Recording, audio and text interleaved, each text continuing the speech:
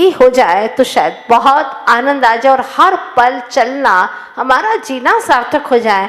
जिस तरह से विद्याधर जी ने लक्ष्य बना लिया है कि अब मुझे आगम का अध्ययन करना है, और अध्ययन नहीं करूँगा, स्वाध्याय नहीं करूँगा तो अपने परिणामों को कैसे निखार पाऊँगा, कैसे आगे बढ़ पाऊँगा। तो चलिए चलते हैं वहाँ। शुभ शकुन हो गया।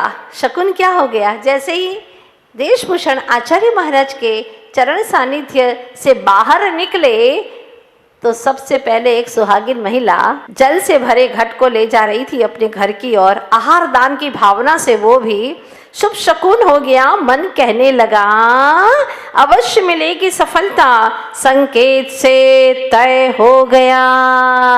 संकेत जो मिला उससे तय हो गया कि सफलता अवश्य मिलेगी।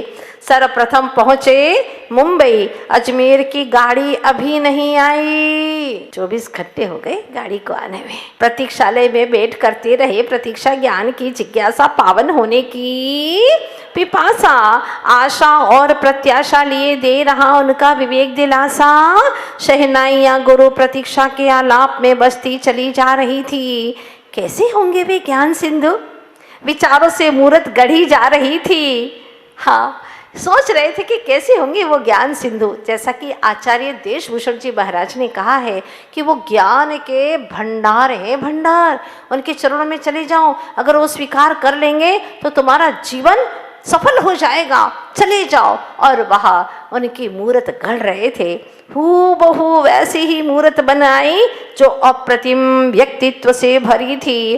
कल्पना लोक में विचरण करते लगा कि मेरे अदृश्य गुरु में आकर्षण है। मेरे अदृश्य गुरु जो हैं उनमें आकर्षण तो है पर आसक्ति नहीं, ममता है पर मोह नहीं, समता है पर शोक नहीं। एक एक शब्द देखिएगा, क्या क्या है मेरे गुरु में। फिर सबसे पहले आकर्षण है, जोर से बोलिएगा। ममता है, समता है पर प्रशस्त नेह है पर घर नहीं है उनका। चिंतन है पर चित्त में निर्मलता है। भूरी देह सी धवल कांति, भूरी भूरी उज्जवल देह सी धवल कांति, यहाँ तक मेरे तन मन को ही नहीं चेतन को इसी धुन में रेलगाड़ी आने का संकेत हुआ। नैनों को राहत मिली मन में। हाँ, जब गुरु दर्शन के लिए जाते हैं तो कैसा लगता है? ऐसा ही लगता है। आप लोग आज ही गुरु के दर्शन करके लौटे हैं। लगभग 50-60 युवा गुरु का दर्शन करके लौटे हैं। कितना अच्छा लगता है। गुरु का दर्शन करने के लिए जाओ, एक अलग ही आनंद, एक उत्सव सा लगता है। बैठ गाड़ी में खिड़की से झांकते रहे। रास्ता बहुत लंबा है। सोचते रहे राह में अकेला भले ही हूँ पर असहाय नहीं मैं। मंजिल से दूर भले ही हूँ पर वह मंजिल है मुझ ही में। मंजिल कहीं बाहर नहीं है, मुझ में ही है। पथ लंबा होने पर भी पाथे था ज्ञान। पाथे, रास्ते में खाने के लिए क्या है, कैसे समय गुजारोगे? देखो ना, आप दिन में 2 बार खा लेते हो तो दिन गुजर जाता है तुम्हारा। और जिस दिन उपवास करते हो तो बोलो ना, दिन ही नहीं खुटता। कुछ पाथे तो होना चाहिए ताकि समय का पता ही ना चले। उनके पास में ज्ञान पिपासा ही पाथे था।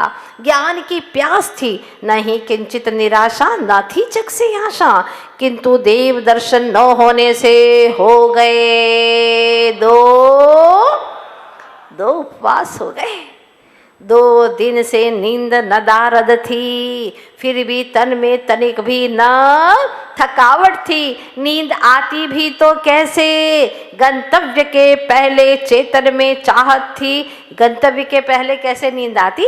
चेतन में चाहत थी सदगुरु की। भूखा प्यासा दे होने पर भी ज्ञानामृत का भोजन और तत्व ज्ञान का अमृत पान भीतर में चल रहा था। चकोर की भांति ताक रहे। अजमेर अब आने ही वाला था। लो ऐतिहासिक नगर आ ही गया।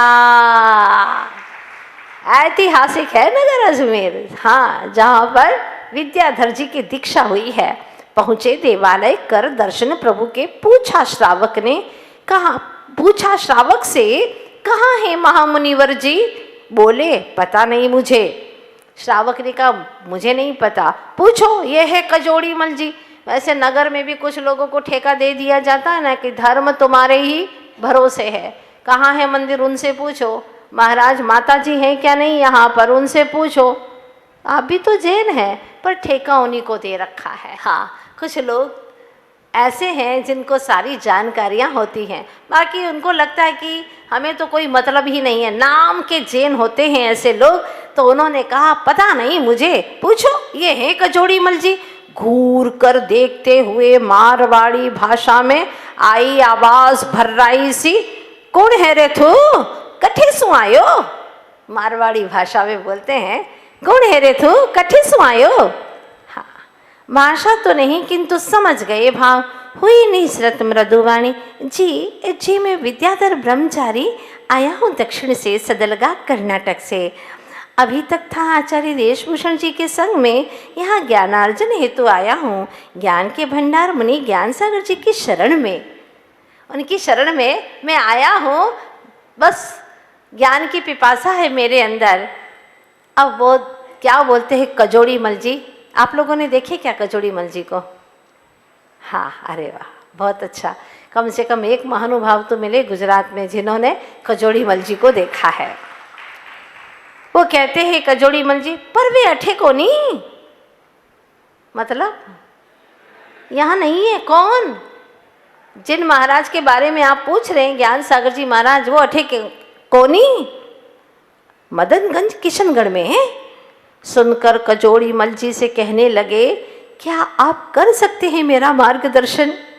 मैं शीघ्र ही करना चाहता हूँ उनका दर्शन।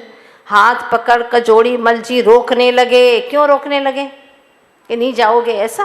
नहीं नहीं, वो बड़े व्यवहारिक थे कजोड़ी मल जी। हाँ, और वो गुरु के ही भक्त नहीं थे, गुरु के भक्तों के भी भक्त थे, ऐसे थे कजोड़ी मल जी। तुम्हारे नगर में कोई गुरु दर्शन को आए तो क्या उसको ऐसे ही भूखा रहने दोगे? नहीं नहीं, ये हमारा आद्य कर्तव्य बनता है। हाथ पकड़ कजोड़ी मल जी रोकने लगे। खायो पियो कोनी कढ़े चाल्यो, खाया पिया तो है नहीं और कहाँ चले। चाल अंदर ना ले, धो ले, पूजा कर ले। मारवाड़ी भाषा थी और दादा थे तो उन्होंने बोला कि अंदर चल और पहले नहा लो, धो लो, पूजा कर लो, पाछे आए खा पी के जाजे, किंतु पहले मैं गुरु दर्शन चाहता हूँ। विद्याधर जी ने कहा मुझे खाने पीने की नहीं, मुझे तो गुरु दर्शन की चाहत है। अरे तू कजोड़ी मल ने जाने को नहीं, या मुनियोरो भक्त ही नहीं, मुनि भक्तारो भी भक्त है। तो इसको जानता नहीं है, कजोड़ी मल है। हाँ, इस सिर्फ मुनियों का ही भक्त नहीं है, मुनि के भक्तों का भी भक्त है। और गुरु के पास में इतना नहीं सीखा तो कुछ नहीं सीखा।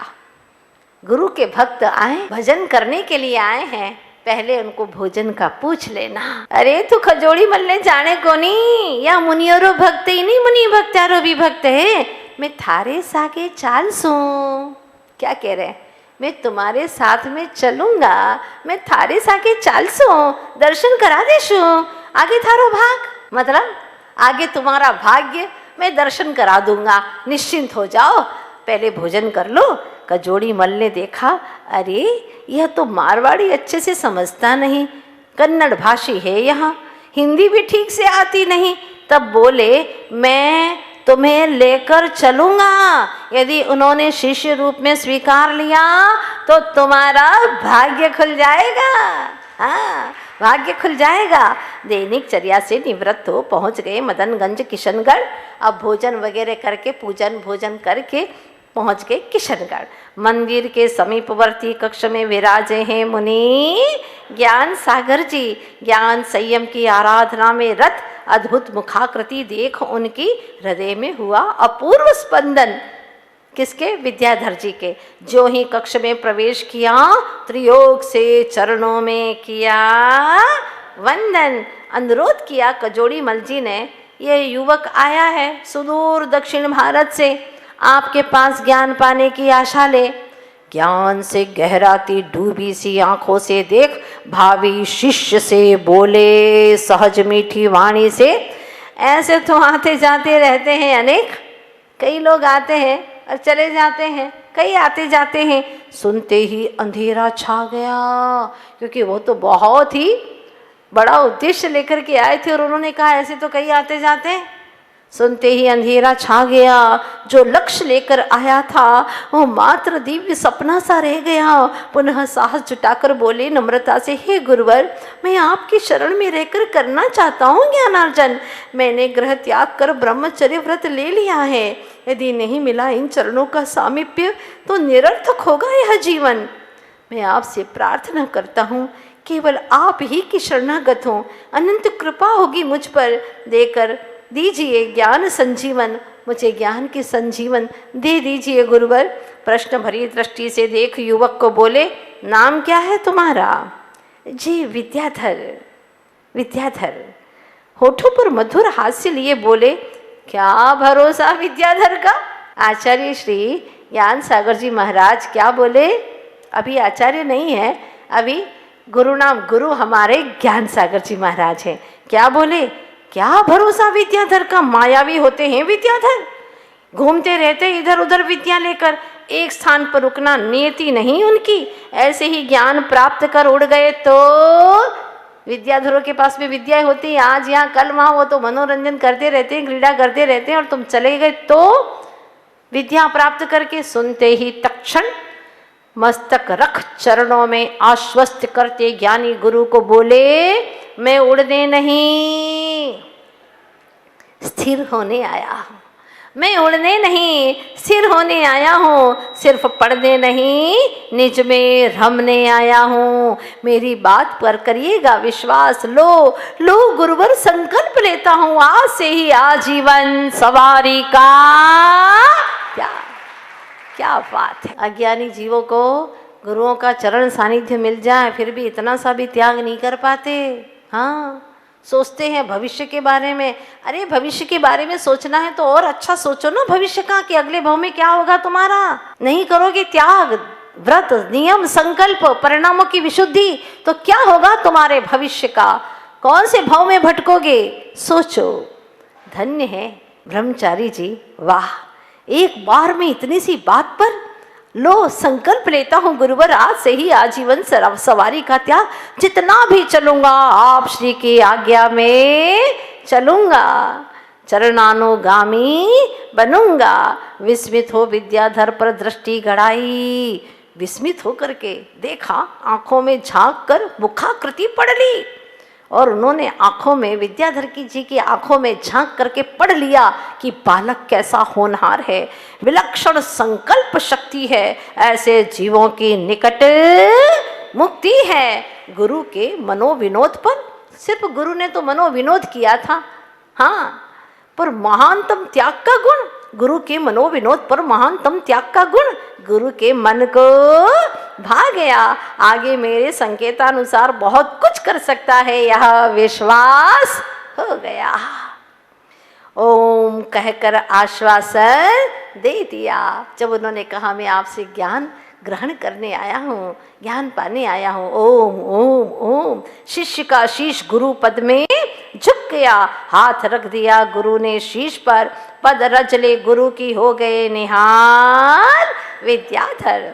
स्वतः गुरु मुख से निसृत हुए तब वचन, यदि ऐसी ही पिपासा रही ज्ञान की तो बन जाओगे शीघ्र विद्याधर से या सागर। अगर ऐसी ज्ञान की पिपासा रही ना तुम्हारी तो शीघ्र ही विद्याधर से बन जाओगे विद्यासागर। सिर झुकाकर सर्वस्व अर्पण कर व्रती विद्याधर ने भी चेतन को विकल्पों से कर दिया निर्विकल्प, वो भी एकदम निर्विकल्प हो गए। ज्यों हाथों में लिए थैली के भार को, जब आप मार्केट से आते हैं थैली, भारी थैली लेकर के आते हैं, आते ही घर में टांग देता खोटी पर, त्यो शांत मन हो समर्पण कक्ष में जा प्रभु और गुरु भक्ति की 2 किलो पर लटका कर सारा भार हो गए निश्चिंत निर्भार, निश्चिंत हो गए, भार रहित हो गए, गुरु शरण पा हुए आश्वस्त। ज्ञान और विद्या नाम की धाराएं दो होकर भी बह रही थी, साथ साथ दोनों का उद्देश्य एक तो मार्ग भी एक। नीति ने दोनों को मिलाया, प्रज्ञा धारा ने अपने लहर पृष्ठों पर दोनों का एक साथ नाम लिखा। एक और होने वाले विद्या के सागर और दूसरी तरफ विराजे हैं ज्ञान के सागर। समझा रहे गुरु गूढ़ रहस्य की बातें। क्या समझा रहे हैं देखिएगा। वत्स स्वभाव की सामर्थ्यता, विभाव की विपरीतता और पर भाव की पृथकता, ये तीनों विचारने योग्य हैं। विचारने के योग्य कितनी चीजें हैं? तीन। कौन कौन सी? स्वभाव की सामर्थ्यता, विभाव की विपरीतता और पर भाव की, ये तीनों तो विचारने योग्य है। सम्यक दर्शन, सम्यक ज्ञान और सम्यक चारित्र आचरण योग्य है, आचरण में लाने योग्य है। मोह, राग और द्वेष, ये तीनों तजने योग्य हैं। हे उपादेय और ज्ञेय, हे यानी छोड़ने, उपादेय यानी पाने और ज्ञेय यानी जानने योग्य हैं। अनेकांत, स्याद्वाद, सप्तभंग, इन तीनों का रहस्य समझने योग्य है। इनसे दो विरोधी तत्वों में भी हो जाता सामंजस्य। कर्म सिद्धांत के ज्ञान से नहीं होता खेद खिन्न। अगर कर्म सिद्धांत का ज्ञान हो गया तो कैसा भी कर्म उदय में आए वो खेद खिन्न नहीं होगा। अध्यात्म ज्ञान से दिख जाता है देह आत्मा भिन्न भिन्न। ये सब बातें शुरुआत में समझा रहे गुरु विद्याधर जी को। आप्त के द्वारा कही, गणधरों से गूंथी, महामुनियों से लिपिबद्ध हुई। तीन चीजें हो गई। आप्त का आ, गणधरों का ग और महामुनियों का म, आगम। महामुनियों से लिपिबद्ध हुई आगम की वाणी। मूलभूत संस्कृत प्राकृत में निबद्ध, इसे पढ़े बिना धर्म का मर्म समझना है असंभव। यद्यपि तुम्हारी ज्ञान यात्रा है कठिन, क्योंकि भाषा है तुम्हारी भिन्न। कहाँ कन्नड़ भाषी हो तुम, कैसे तुम्हें संस्कृत और प्राकृत बहुत कठिन है। मैंने पढ़ाया है अनेकों को, किंतु आज तक तुम जैसा लगनशील, उत्साहित, विनम्र और समर्पित देखा नहीं। अल्प समय में जितना अधिक दे सको तुम्हें ज्ञान होगा संतोष मुझे। गुरु कहते कि मुझे संतोष होगा तुम्हें ज्ञान दे करके। अब तुम्हारी सामर्थ्य और अभ्यास पर आधारित है विद्याधर। गुरु मुख से सुन आत्मीय संबोधन। पहली बार गुरु ने विद्याधर नाम लिया, हृदय बाग बाग हो गया। आज लगा पहली बार नाम। जब गुरु अपने मुखारविंद से हमारा नाम ले, मतलब जिस शरीर में हम रहते हैं उस शरीर का नाम ले, लगता है कि